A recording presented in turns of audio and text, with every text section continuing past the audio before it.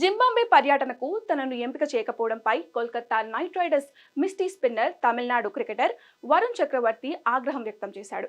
Social media వేదికగా satirical పోస్ట్తో team selection పై అసంతృప్తిని వెలగక్కాడు. జింబాబ్వే పర్యటనకు వెళ్లే భారత్ జట్టును బీసీసీఐ సోమవారం ప్రకటించిన విషయం తెలిసిందే.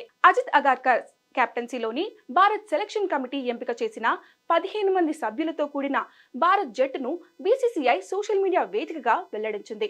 అందరూ ఊహించుకున్నట్లుగానే ఈ సిరీస్ కు సీనియర్ ఆటగాళ్లంతా దూరంగా ఉన్నారు.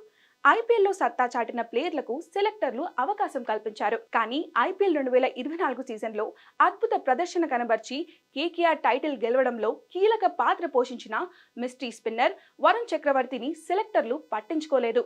ఈ క్రమంలోనే తీవ్ర అసంతృప్తికి గురైన చక్రవర్తి సోషల్ మీడియా వేదికగా తన ఆవేదనను పంచుకున్నాడు. డబ్బా కొట్టే పీఆర్ ఏజెన్సీ లేకపోవడం వల్లనే సెలెక్టర్లు తన ప్రదర్శనను గుర్తించలేకపోయారని సెటైర్లు పేల్చాడు. నాకు ఓ పీఆర్ ఏజెన్సీ ఉండాల్సింది అని ఇన్స్టా స్టోరీలో రాసుకొచ్చాడు. ప్రస్తుతం ఈ పోస్ట్ వైరల్ గా మారింది. అయితే ఐపీఎల్ 2024 సీజన్లో వరుణ్ చక్రవర్తి 15 మ్యాచ్లాడి 19.14 యావరేజ్, 8.04 ఎకనామీతో 21 వికెట్లు పడగొట్టాడు. ఈ సీజన్లో కేకేఆర్ తరపున అత్యధిక వికెట్లు తీసిన బౌలర్గా నిలిచాడు. ఐపీఎల్ 2023 సీజన్లోనూ అతను 20 వికెట్లు పడగొట్టాడు. అయితే మిస్ట్రీ స్పిన్నర్ కొట్టలేని టీ20 ప్రపంచ కప్ 2021కి ఎంపికైన వరుణ్ చక్రవర్తి దారుణంగా విఫలమయ్యాడు. ఆ టోర్నీలో టీమిండియా లీగ్ దశలోనే ఇంటి దారి పట్టింది. అప్పటి నుంచి వరుణ్ చక్రవర్తి మళ్ళీ టీమిండియా పిలుపు అందుకోలేకపోయాడు.